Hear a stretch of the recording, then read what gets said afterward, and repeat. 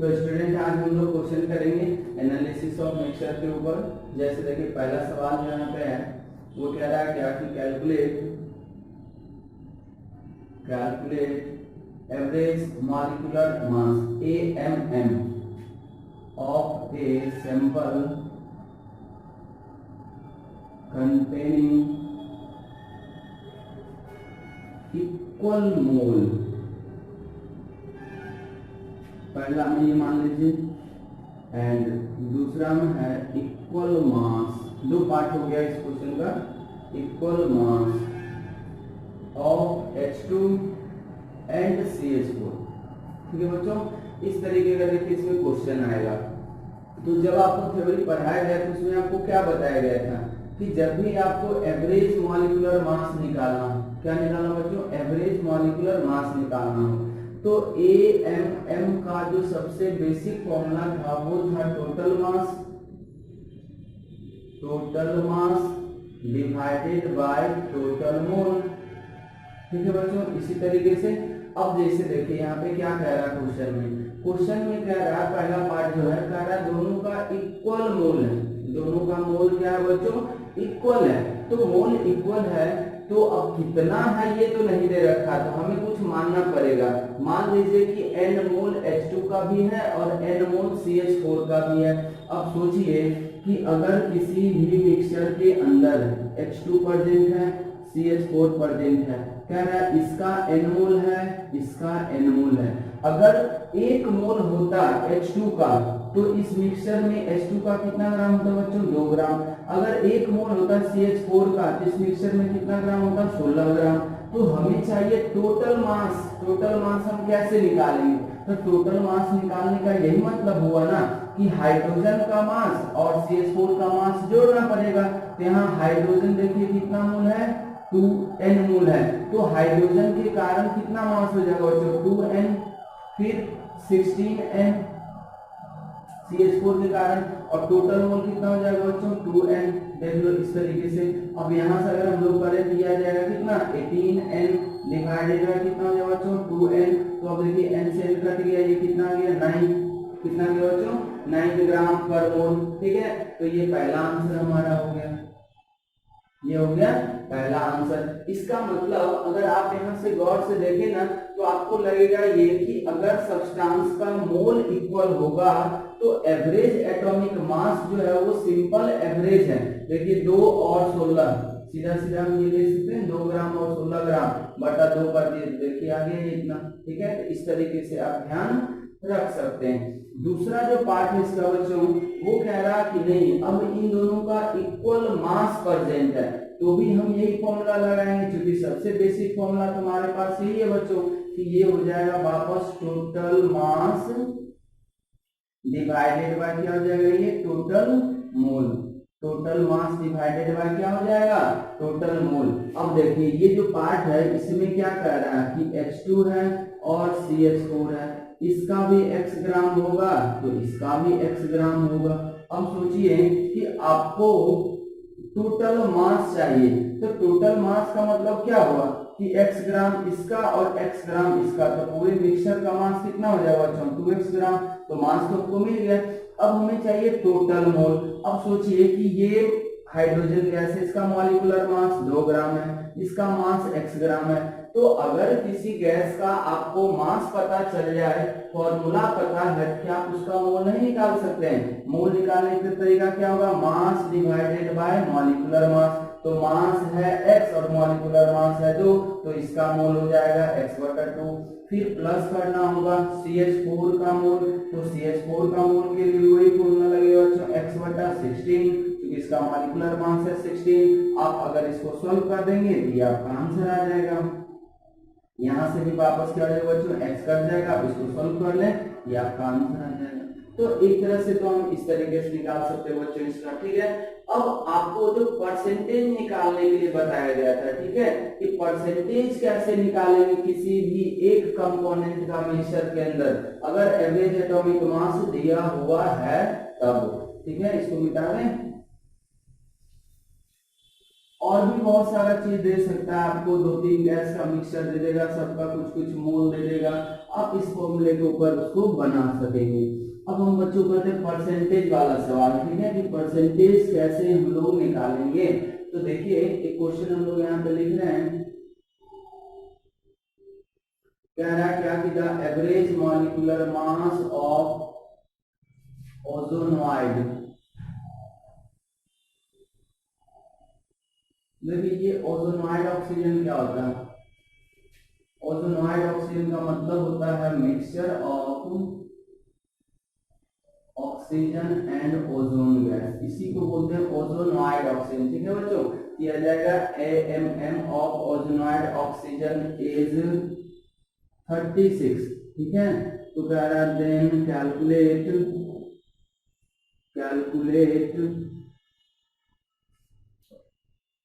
Percentage of O2 by mole and by mass in the mixture. अब देखिए इस तरीके के सवाल आ गए परसेंटेज, तो आपको इसमें एक छोटा सा फॉर्मूला बताया था बच्चों, अगर आप उसको याद रख लें तो ये बहुत आसानी से निकल जाएगा, ठीक है। अब जैसे देखिए अगर फॉर्मूला आपको याद हो तो परसेंटेज ऑफ O2, ठीक है, इसके लिए बताया गया था आपको ये कि आपको मॉड लेना है किस किस चीज का बच्चों, तो एवरेज मॉलिक्यूलर मास और दूसरे गैस का जो मॉलिक्यूलर मास होगा उन दोनों का डिफरेंस लेना। अब सोचिए आपको निकालना है किसका, O2 का, O2 के साथ क्या है ओजोन, तो ओजोन का मॉलिक्यूलर मास 16 × 3 हो जाएगा बच्चों, में माइनस करना था एवरेज मॉलिक्यूलर मास, नीचे फिर से क्या हो जाएगा बच्चों, नीचे हो जाएगा आपका ओरिजिनल का डिफरेंस, तो ओरिजिनल हो जाएगा 48 - 32, और चूंकि आप परसेंटेज निकाल रहे हैं इसीलिए यहाँ पे 100 से मल्टीप्लाई करना चाहिए। अगर मोल फ्रैक्शन निकालते तो ये, तो परसेंटेज ऑफ O2 जो है ये बच्चों एक्चुअली ये मोल परसेंट है, ये क्या बच्चों मोल परसेंट है, मतलब ये परसेंटेज बाय मोल आया है। तो और हम ऐसे भी लिख सकते हैं कि मोल परसेंट ऑफ O2 बराबर, अब इन दोनों को आप माइनस कर दें तो ऊपर से आ जाएगा आपका 12, यहाँ पे आ रहा आपका ये 6 हो गया, ये 16 हो गया, इनटू क्या हो गया 100, अब ये 3 और ये 4 और ये 25, तो ये कितने आ गए बच्चों 75% आ गया। अब देखिए ये जो 75% आया ये बाय मोल आया है, ठीक है, लेकिन आपसे पूछा बाय मोल एंड बाय मास, तो बाय मोल तो इस फॉर्मूले से निकालेंगे और मोल परसेंट बाय मास कैसे निकालेंगे, तो percentage of O2 by mass, percentage of O2 by mass, by mass हम लोग कैसे निकालते हैं बच्चों, तो बाय मास निकालने के लिए क्या तरीका बताया गया था, इसमें बताया गया था कि जितना आया है बाय मोल परसेंट, तो बाय मोल परसेंट कितना आ गया, इसमें मल्टीप्लाई करना, मल्टीप्लाई क्या करना बच्चों, जिसका बाय मास निकाल रहे हैं उसका आप मॉलिक्यूलर मास लेंगे, और नीचे क्या होगा बच्चों एवरेज मॉलिक्यूलर मास, तो एवरेज मॉलिक्यूलर मास ऐसा आ जाएगा, ठीक है। अब इसको अगर हम लोग सॉल्व कर देंगे तो ये परसेंटेज बाय मास आ जाएगा, क्या आ जाएगा बच्चों परसेंटेज बाय मास आ जाएगा, तो ये हमारा क्या हो जाएगा आंसर हो जाएगा, ठीक है। तो आप इसको सॉल्व कर लीजिए आपको आंसर मिल जाएगा। तो इस तरीके से बच्चों हम लोग क्या करते हैं क्वेश्चन को बना सकते हैं एनालिसिस ऑफ मिक्सचर के ऊपर। अब हम लोग का जो दूसरा टॉपिक होगा बच्चों इसी में एनालिसिस ऑफ मिक्सचर का ही जो दूसरा पार्ट आएगा, इसी में बहुत सारे सवाल आ सकते हैं बच्चों, आपको बस एवरेज मॉलिक्यूलर मास निकालने आना चाहिए। तो एवरेज मॉलिक्यूलर मास होता है बच्चों वो और भी अलग अलग डाटा से निकाला जा सकता है, और भी अलग अलग डाटा से निकाला जा सकता है, ठीक है। तो अब हम और कैसे निकाल सकते हैं, तो हम और लिख दे रहे हैं यहाँ पे बच्चों, ठीक है। अब देखिए अनदर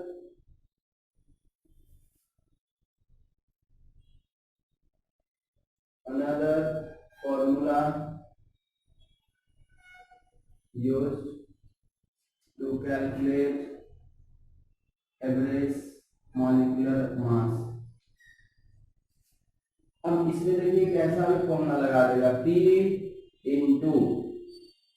M मिक्सचर, या आप ऐसे भी लिख सकते हैं P मिक्सचर, ठीक है, इज इक्वल्स टू NRT, ये सॉरी DRT, क्या हो जाएगा बच्चों DR × T, ये actually PV equals to NRT एक फॉर्मूला था बच्चों, उसी का दूसरा फॉर्म होता है ये पीएम इक्वल्स टू डीआरटी। अब देखिए अगर आपके पास गैसेस मिक्सचर हुआ है, यहाँ पे ध्यान से देखें, आपके पास अगर गैसेस मिक्सचर है, ठीक है, मान लीजिए गैस ए है, गैस बी है, ठीक है बच्चों, इसका कुछ मोल है, इसका कुछ मोल है। अब ये गैस है तो ये अपना कुछ प्रेशर लगा रहा होगा, तो प्रेशर जो लगेगा बच्चों वो तो टोटल के कारण लगेगा ना, तो ये पी मिक्सचर हो जाएगा। एम मिक्सचर यहाँ से हम लोग निकाल सकते हैं, ठीक है। अगर ये दिया हुआ हो, ये अगर गिवन हो, पी मिक्स दिया हुआ हो, ठीक है, और डी मिक्स भी दिया हुआ हो, सब गिवन होगा, क्या होगा बच्चों, सब गिवन होगा, तो हम एम मिक्सचर निकाल सकते हैं। और एम मिक्सचर को ही तो हम लोग एवरेज मॉलिक्यूलर मास बोलते हैं। अब सोचिए एम मिक्सचर अगर आप यहाँ से निकाल लेते हैं तो आप फिर और भी कोई सवाल पूछे जा सकते हैं। दूसरा एक होता है बच्चों वेपर डेंसिटी। क्या होता है ये वेपर डेंसिटी? वेपर डेंसिटी बराबर होता है molecular mass divided by 2। Vapour density बराबर क्या होता है बच्चों, मॉलिक्यूलर मास डिवाइडेड बाय 2। ये किसके रिस्पेक्ट में आता है, विथ रिस्पेक्ट टू हाइड्रोजन। अगर किसी दूसरे गैस के रिस्पेक्ट में बोलेगा वेपर डेंसिटी, तो जिस गैस के रिस्पेक्ट में बोलेगा उसका मॉलिक्यूलर मास यहाँ पे क्या कर दें, डिवाइड कर दें। तो यहाँ पे अगर वेपर डेंसिटी मिक्सचर का लेंगे, वेपर डेंसिटी मिक्सचर का लेंगे, तो मॉलिक्यूलर मास वापस ये किसका हो जाएगा, मिक्सचर का हो जाएगा। अगर सिंगल गैस का वेपर डेंसिटी होगा तो वो मॉलिक्यूलर मास भी सिंगल गैस का आएगा।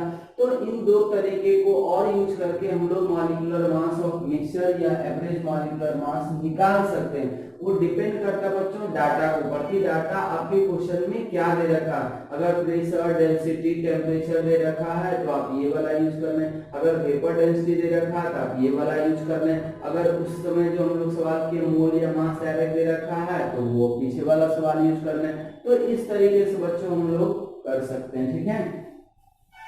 तो अब एक और टॉपिक आता है एवरेज एटॉमिक मास। क्या है बच्चों, एवरेज एटॉमिक मास। ये तो हो गया एवरेज मॉलिक्यूलर मास का कैलकुलेशन। अब हमारा जो नेक्स्ट टॉपिक आएगा वो आएगा एवरेज एटॉमिक मास। अब अगर मॉलिक्यूलर मास समझ में आ गया बच्चों तो ये भी आपको सेम तरीके का लगेगा। एवरेज एटॉमिक मास भी वही होता है, इसको हम लोग AAM से दिखाते हैं। इसका डेफिनेशन क्या होगा, तो इसको हम लोग लिखते हैं वेटेड एवरेज। और ये एवरेज एटॉमिक मास जो होता है बच्चों वो डिफाइन किसके लिए होता है, डिफाइंड फॉर आइसोटॉप्स। आइसोटॉप्स और आइसोटॉप्स में जो परसेंटेज दिए होंगे बच्चों वो क्या होता है, बाय मोल होता है। तो खैर वो हम लोग लिख देंगे नीचे। ये होता है बच्चों weighted average, weighted average of atomic mass, weighted average of atomic mass of naturally occurring isotopes, naturally occurring isotopes. अब देखिए वेटेड एवरेज का क्या मतलब होता है बच्चों, सेम तरीके का यहाँ भी होगा। जैसे मान लीजिए कि कोई ये एक एलिमेंट है या कोई सब्सटेंस है, इसका मान लीजिए हम एक एलिमेंट ए लेते हैं, ठीक है, या ऐसे सोचो एक एलिमेंट एक्स है, तो एक्स का हो सकता है हमारे पास ढेर सारा आइसोटॉप्स हो। एक्स का क्या हो, आइसोटॉप्स हो। आइसोटॉप्स का मतलब क्या हुआ, तो इसका मास नंबर अलग अलग हुआ। मान लीजिए पहले का मास नंबर x1, दूसरे का मास नंबर ये a2, ठीक है, इस तरीके से होगा। और इन सब का अपना एक परसेंटेज भी होता है। ये क्या है बच्चों, ये एलिमेंट है और ये दोनों इसके आइसोटॉप्स हैं, ये दोनों इसके आइसोटॉप्स हैं। तो AMM हम कैसे निकालेंगे, AAM हम कैसे निकालेंगे, AAM भी निकालने फॉर्मूला वही होगा बच्चों कि total mass divided by total mole. इसका भी सेम फॉर्मूला है, कोई अंतर नहीं है। जैसे वहां पे किए सेम तरीके से यहाँ भी हम लोग करते चले जाएंगे। अब जैसे देखिए होगा क्या कि ये फ्रैक्शनल एबंडेंस देता है। हम यहाँ पे एक और बनाएंगे अभी बच्चों। अब ये जो x है, ठीक है, इसके दो आइसोटॉप्स हुए, ये XA1 हुआ बच्चों और ये XA2 हुआ। मतलब ये एक आइसोटॉप है जिसका एटॉमिक मास A1 है, इसका एटॉमिक मास A2 है। इसका कुछ परसेंटेज देगा बच्चों, वो जो परसेंटेज देगा ना वो मोल होता है। परसेंटेज बाय मोल दिया हुआ रहेगा इसका। परसेंटेज बाय मोल कितना हो गया, मान लीजिए ये N1 हो गया या कुछ भी मान लिया, परसेंटेज बाय मोल ये दिया हुआ N1 और इसका दिया हुआ N2, सेम कहानी है, ठीक है। तो आप जैसे देखिए यहाँ पे भी हम लोग क्या करेंगे, यहाँ पे हम लोग यही करेंगे A1 इंटू N1, ठीक है बच्चों, प्लस फिर से क्या कर देंगे A2 into N2 divided by क्या करोगे N1 प्लस N2, और चूंकि ये परसेंटेज है इसीलिए N1 प्लस N2 का वैल्यू हमेशा कितना आएगा बच्चों, 100 आएगा, ठीक है। तो यहाँ से अगर AAM की मैं बात करूं तो ये कुछ इस तरीके से हमारा निकलेगा, ठीक है। अगर 2 से ज्यादा आइसोटॉप्स है तो इस तरीके से कर देंगे। जहां N1 क्या है तो N1 का लाएगा बच्चों परसेंटेज एबेंडेंस करके लिखा हुआ रहेगा, यहाँ पे परसेंटेज एबेंडेंस क्या लिखा हुआ है बच्चों, परसेंटेज एबेंडेंस, या इसी को हम लोग बोलते हैं percentage of isotopes by mole, ये ध्यान रखना है हमेशा, ठीक है, ये बाय मोल होता है। सिमिलरली N2 भी N1 N2 इसी तरीके से होगा। और A1 A2 क्या है बच्चों, A1 एंड A2 क्या है, तो इसको लिखेंगे आप atomic mass, atomic mass of isotopes, of isotopes, ठीक है। अब ये तो एटॉमिक मास निकालने का तरीका होगा बच्चों, मतलब अगर आपको कभी भी एवरेज एटॉमिक मास निकालना हो तो उस एलिमेंट के जितने आइसोटॉप्स है, पहले आइसोटॉप्स का मास ले लें इनटू फिर उसमें क्या कर दे उसका परसेंटेज मल्टीप्लाई करें, फिर दूसरे आइसोटॉप्स ले लें फिर उसमें उसका परसेंटेज मल्टीप्लाई करें, डिवाइडेड बाय क्या करें सारे परसेंटेज का सम कर दें, तो इस तरीके से हमारा यहाँ पे आंसर आ जाएगा बच्चों।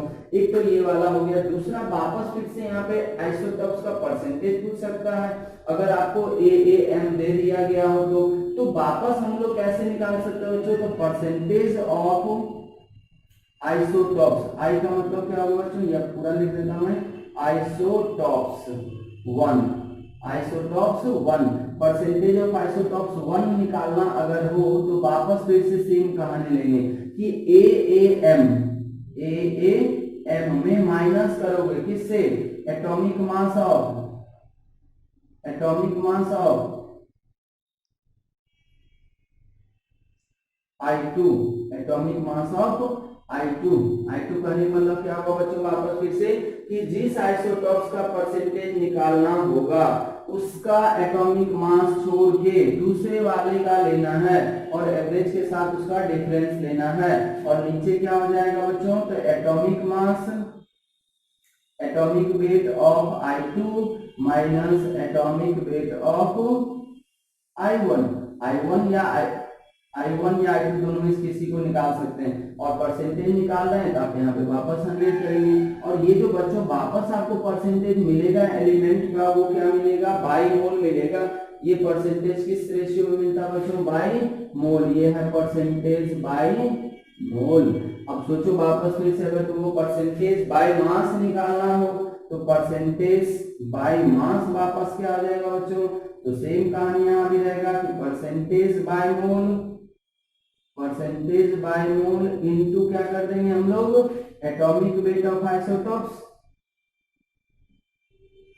डिवाइडेड बाय AAM, ठीक है। क्योंकि हम आइसोटॉप्स 1 का ले रहे हैं इसलिए यहाँ पे 1 लिखे, जिसका परसेंटेज बाय मास निकाल, percentage by mass of I1। तो इस तरीके से बच्चों जो आप मॉलिक्यूलर मास में पढ़े हो वही सारा कहानी एटॉमिक मास में भी आता है। तो ये एटॉमिक मास का बच्चों हमारा थ्योरी हो गया, ठीक है। अब इसके ऊपर भी हम आपको एक दो सवाल कर दे रहे हैं। अब इसका देखो क्वेश्चन कैसे पूछेगा, इसका क्वेश्चन आपसे पूछेगा ये कि कोई एक एलिमेंट ले लेगा, उसका 2 आइसोटॉप्स दे देगा, परसेंटेज दे देगा, कहेगा एवरेज एटॉमिक मास बताओ।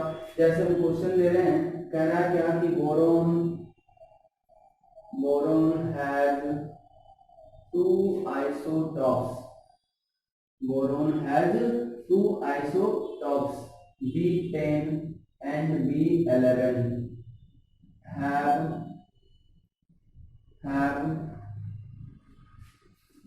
the mole ratio, have the percentage abundance 20% and 80%, 20% and 80% respectively.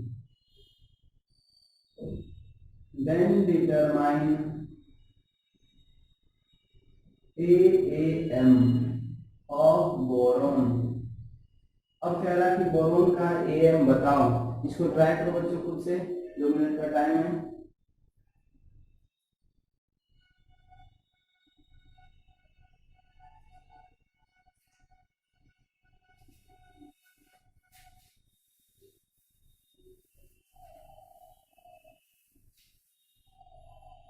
हम करें, चलिए इसको देखिए। AAM हम कैसे निकाल सकते हैं? AAM बराबर क्या होगा बच्चों? वापस फिर से वही A1, तो A1 10 है, इंटू इसका परसेंटेज कितना बच्चों? 20 है, प्लस A2 11 है, इंटू इसका परसेंटेज कितना? 80 है, और परसेंटेज का सम हमेशा कितना हो जाएगा बच्चों? 100। ठीक है। अब अगर कभी 100 नहीं होता है, ऐसा कभी आएगा, ठीक है, तो 100 अगर कभी नहीं होता है तो हम लोग क्या करेंगे? 2 एलिमेंट्स का अगर दिया हुआ तीसरे का नहीं देगा तो वो क्या करोगे? 100 में उन सबको घटा निकालोगे। जैसे मान लो क्या गैस का 2 आइसोटॉप्स था, ठीक है, तो इसका दे देगा 20%, तो इसका नहीं निकालोगे क्योंकि 100 सम हमेशा होगा। तो जब भी 2 या 3 दिया हुआ है, किसी का परसेंटेज अगर नहीं दिया हुआ है तो 100 में बाकी के परसेंटेज को माइनस कर देंगे तो इसका परसेंटेज आ जाएगा। अब इसको आप सॉल्व कर दीजिए, आपका आंसर हो गया। अब देखिए ये कितना आ जाएगा? 200 प्लस ये कितना आ जाएगा? ये कितना आ गया बच्चों? अगर आप इसको सॉल्व कर दो तो ये आपका मिल जाएगा 180। देख लो ये 10.80 और ये लगभग कितना था बच्चों? 11, इसलिए हम लोग बोरोन का 11 यहाँ भी रखते हैं। तो इस तरीके से हमारा सवाल यहाँ पे बन सकता है।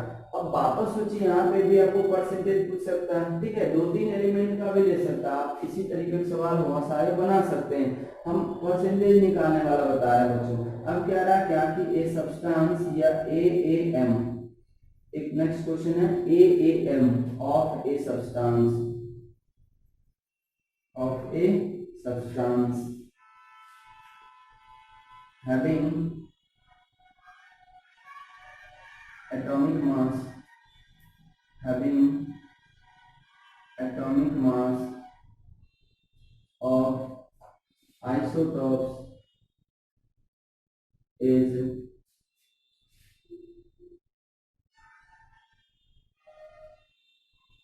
470 and 600 is 496.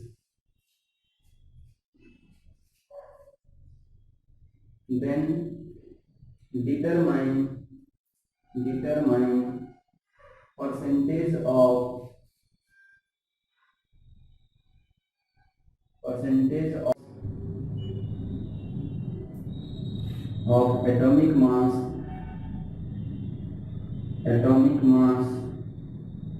470। अब देखिए बच्चों यहाँ पे क्या कह रहा है? कोई एक सब्सटेंस है, क्या है? कोई एक सब्सटेंस है, मतलब कोई एलिमेंट होगा। उस एलिमेंट के आइसोटॉप्स का जो एटॉमिक मास है, एक आइसोटॉप्स का एटॉमिक मास कितना है? 470, दूसरे का कितना है?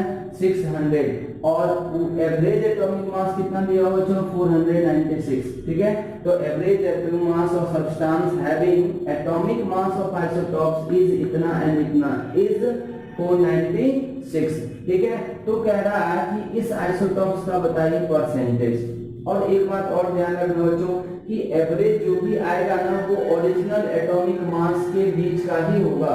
देखो ओरिजिनल कितना 10, 11, एवरेज कितना है 10.8, मतलब इन दोनों के बीच का आएगा। यहाँ पे भी देखो ये दोनों क्या है? एवरेज, ये ओरिजिनल है, हमने ये कितना इतना, मतलब ये वैल्यू जो इन दोनों के बीच का है। ठीक है, इससे ज्यादा है उससे कम है।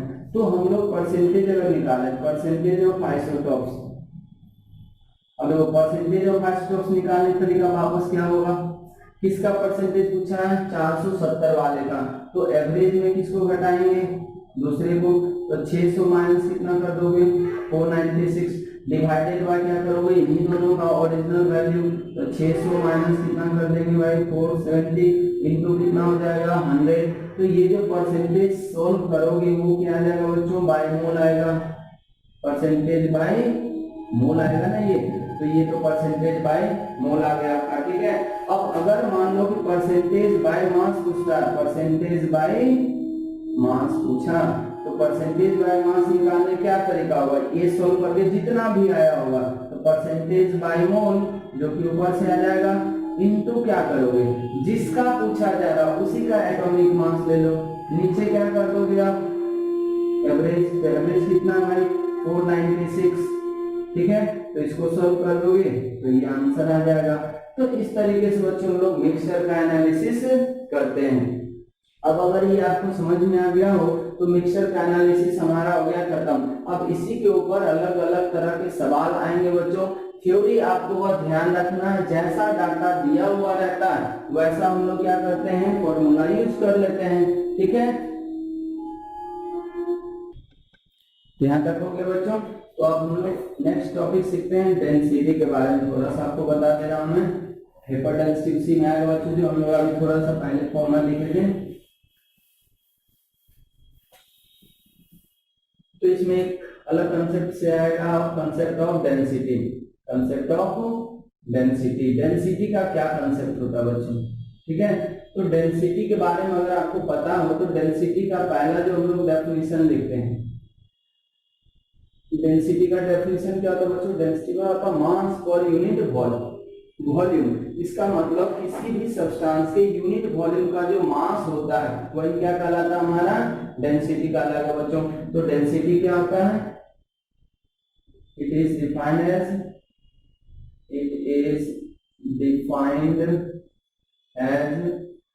मास per unit volume, mass per unit volume, that is D बराबर m by v, that is D बराबर m by v। अगर आप इसका यूनिट की बात करो तो यूनिट इसका क्या क्या आएगा बच्चों, यूनिट आएगा केजी पर मीटर क्यूब अगर ऐसा यूनिट की बात करो तो, या कभी कभी इसको हम लोग ग्राम पर सेंटीमीटर क्यूब भी लिखते हैं, या ये ग्राम पर ml भी आ सकता है क्योंकि सेंटीमीटर क्यूब और ml दोनों सेम चीज होते हैं, ठीक है। तो इस तरीके से हम लोग इसका डेफिनेशन कर सकते हैं बच्चों। अब बात आता है फिर इसके टाइप का, इसके टाइप का डेंसिटी कितने टाइप के होते हैं, types of density, types of density. तो डेंसिटी बच्चों दो टाइप के एक तरह से हम लोग मान सकते हैं। एक है हमारा absolute density, absolute density. Absolute density का मतलब यही हो गया डेंसिटी और मास बाय वॉल्यूम, ये एब्सोल्यूट डेंसिटी होगा।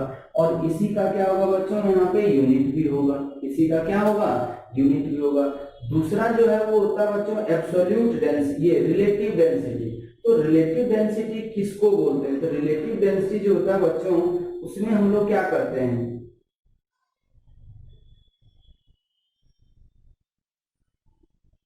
ये जो रिलेटिव डेंसिटी होता है उसको हम लोग दूसरे सब्सटेंस के रिलेटिवली निकालते हैं।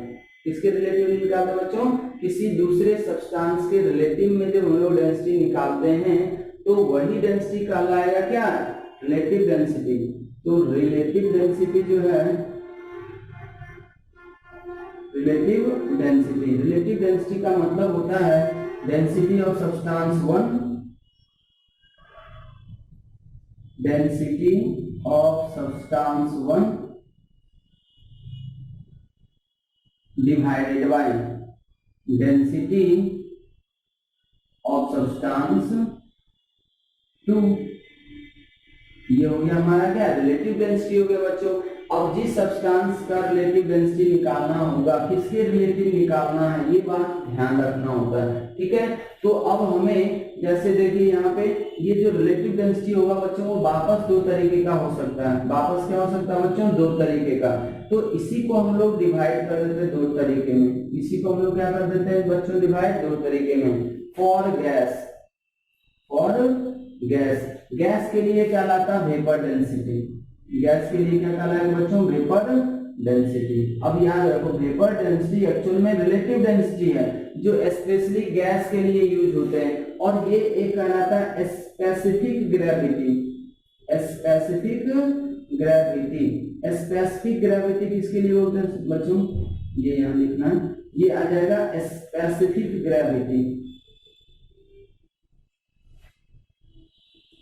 स्पेसिफिक ग्रेविटी स्पेसिफिक किसके लिए होता है बच्चों? For solid and liquid, for solid and liquid. तो सॉलिड और लिक्विड के लिए स्पेसिफिक ग्रेविटी नाम से जाना जाएगा, और गैस के केस में ये क्या होता है बच्चों? वेपर डेंसिटी के लिए जाना जाएगा।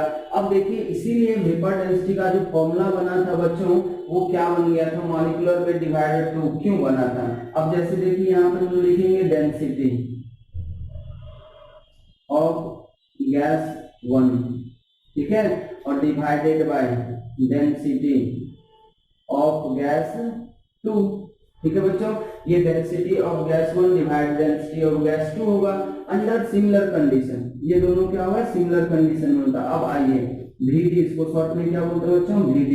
अब वेपर डेंसिटी बराबर, अब देखिए रिफरेंस गैस जो होता है जब कुछ नहीं बोला जाता क्या होता है बच्चों? हाइड्रोजन होता है। तो हम यहाँ पे लिखेंगे density of gas 1 divided by, आप लिख सकते हो density of H2 gas.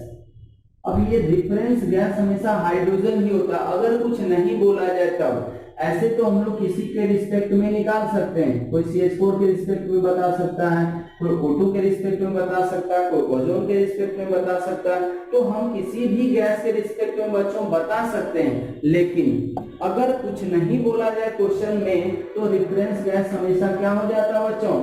Hydrogen हो जाता है। तो हमारे लिए ज्यादा इंपॉर्टेंट रिलेटिव डेंसिटी में यही वेपर डेंसिटी होता है, इसका बहुत ज्यादा यूज नहीं होता सॉलिड लिक्विड का।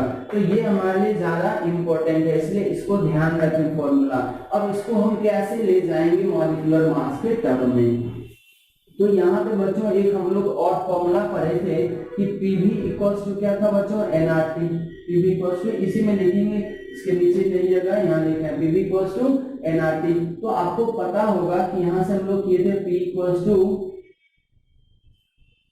या कैसे कर दें PV इक्वल्स टू N के बदले हम लोग क्या लिखे थे बच्चों? W/M into R into T। बोलो मोल के बदले क्या मास अपॉन मॉलिक्यूलर मास नहीं लिख सकते हैं? लिख सकते हैं आप, इन दोनों को इंटरचेंज कर लो। M in PM equals to W/V हो जाएगा इंटू R इंटू T हो जाएगा। तब देखो P इंटू M बराबर ये हो गया mass by volume, absolute density into R into T। तो यही फॉर्मूला बच्चों थोड़ा देर पहले भी लिखे थे मिक्सचर के फॉर्म में कि PM इक्वल्स टू क्या होता है? DRT। अब बताओ अगर ये दोनों सेम कंडीशन में at constant temperature and pressure, अगर जिस टेम्परेचर प्रेशर पे इस गैस का डेंसिटी निकालेंगे उसी टेम्परेचर प्रेशर पे H2 का भी निकालेंगे। तो अब यहाँ से देखो ये और ये तो कांस्टेंट हो गया, तो यहाँ से पता चलेगा कि M directly proportional to D हो गया। इसका मतलब M1/M2 बराबर क्या हो जाएगा बच्चों? D1/D2। इससे ये पता चलता है कि डेंसिटी का जो रेशियो होता है दो गैस का वो उसके मॉलिक्यूलर मास के रेशियो के इक्वल आता है। तो यहाँ पे भी देखो बच्चों डेंसिटी का रेशियो है दो गैस का, तो क्या हम मॉलिक्यूलर मास के रेशियो की इक्वल नहीं कर सकते? क्या कर सकते हैं? तो इसीलिए आ जाता फॉर्मूला, इसलिए वेपर डेंसिटी बराबर क्या हो जाएगा बच्चों?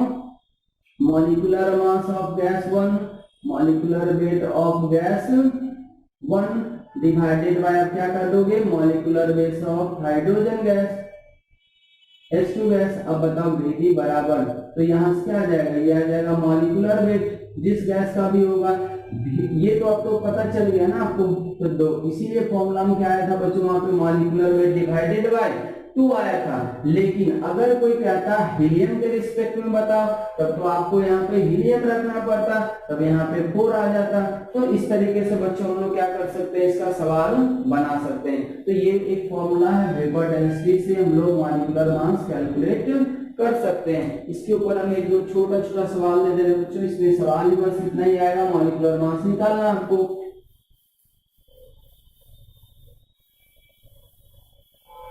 ठीक है, अब यहाँ पे देखिए हम लोग क्या कर सकते हैं। अगर हम क्वेश्चन करें कि calculate vapour density of the following अब देखिए पहला कहना है vapour density of CH4 gas, दूसरा कहना है कि vapour density of CH4 gas with respect to helium. जब कुछ दे देगा तब तो आपको फिर यूज करना होगा बच्चों। तीसरा कहना vapour density of mixture of 2 mole of helium and 2 mole of hydrogen. तीसरा कहना बच्चों कि वेपर डेंसिटी ऑफ, ये चौथा हो गया, vapour density of mixture of 2 mole of helium and 2 mole of H2 with respect to CH4। ठीक है, अब देखिए ये 4 क्वेश्चन है, बहुत छोटा सा सवाल है, आराम से हम लोग बना लेंगे। अब देखिए सॉल्यूशन हम लोग फर्स्ट करते हैं। फर्स्ट में क्या करना, वेपर डेंसिटी किसका पूछ रहा बच्चों, CH4 का। CH4 का मॉलिक्यूलर मास आपके पास पता है 16, कुछ नहीं बोला, रेफरेंस गैस मतलब हाइड्रोजन होगा। Vapour density of molecular mass divided by 2, ये आ गया 8, इसका कोई यूनिट नहीं होता। ठीक है, ये हो गया। दूसरा अगर आप सॉल्व करो तो दूसरा में भी CH4 का पूछा है, CH तो 16 ही लेंगे, लेकिन विथ रिस्पेक्ट टू क्या पूछ दिया बच्चों, हीलियम, तो अब यहाँ 2 नहीं होगा बल्कि हीलियम का मॉलिक्यूलर मास रखेंगे, ये 4 हो जाएगा। थर्ड में है, थर्ड में क्या पूछ रहा, मिक्सचर का पूछ रहा, ध्यान दो, मिक्सचर का अगर पूछा है तो यहाँ पे मॉलिक्यूलर वेट भी किसका लेना पड़ेगा, मिक्सचर का लेना पड़ेगा, डिवाइडेड बाय क्या करोगे 2, क्यों करेंगे 2, क्योंकि कुछ नहीं बोला गया है। अब सोचो कि क्या आप मॉलिक्यूलर वेट ऑफ मिक्सचर निकालने जानते हो, क्या बिल्कुल निकालने जानते हैं। अगर 2 मोल हीलियम है, 2 मोल हाइड्रोजन है, तो हम क्या करते हैं 2 मोल गुना हीलियम का मॉलिक्यूलर मास प्लस 2 मोल गुना इसका, तो ये आ गया डिवाइडेड बाय क्या करोगे N1 प्लस N2, ये तो टोटल मास आया बच्चों में, डिवाइडेड टोटल मोल, तो टोटल मोल कितना हो गया 4, ये आ गया आपका एवरेज मॉलिक्यूलर मास, ये आपका क्या गया मॉलिक्यूलर मास ऑफ मिक्सचर। इसको डिवाइड करोगे किससे, 2 से, इसको डिवाइड करोगे किससे 2 से, तो देख लो ये सॉल्व कर लेना, आंसर आ जाएगा आपका। ठीक है, सेम देखो चौथा में पूछा है वेपर डेंसिटी किसका, मिक्सचर का पूछा, भैया मिक्सचर का पूछा, यहाँ मॉलिक्यूलर मास मिक्सचर का यूज करोगे और मिक्सचर का मॉलिक्यूलर मास निकालने बताया गया है कि मोल या total mass divided by total mole, ये कितना आ ही गया, ये तो हमारा आ गया molecular mass of mixture. Divide में अब क्या करेंगे बच्चों, तो अब यहाँ पे देखिए लिख दिया विथ रिस्पेक्ट टू CH4, तो क्या अभी भी हम 2 करेंगे क्या, बिल्कुल नहीं करेंगे, अब 16 करेंगे। तो इस तरीके से बच्चों वेपर डेंसिटी ऑफ मिक्सचर वगैरह भी निकाल सकते हैं। ये छोटा सा एक कंसेप्ट है डेंसिटी का। तो वेपर डेंसिटी एक्चुअली एब्सोल्यूट, ये रिलेटिव डेंसिटी होता है जो हम लोग गैस केस में यूज करते हैं। तो बच्चों आज के लिए हम लोग यहीं पे स्टॉप कर रहे हैं। ठीक है, तो ये अब लगभग मूल कंसेप्ट हमारा खत्म होने पे है, अब हम लोग स्टोइकोमेट्री शुरू करेंगे। ठीक है, तो आप इतना लिख लो।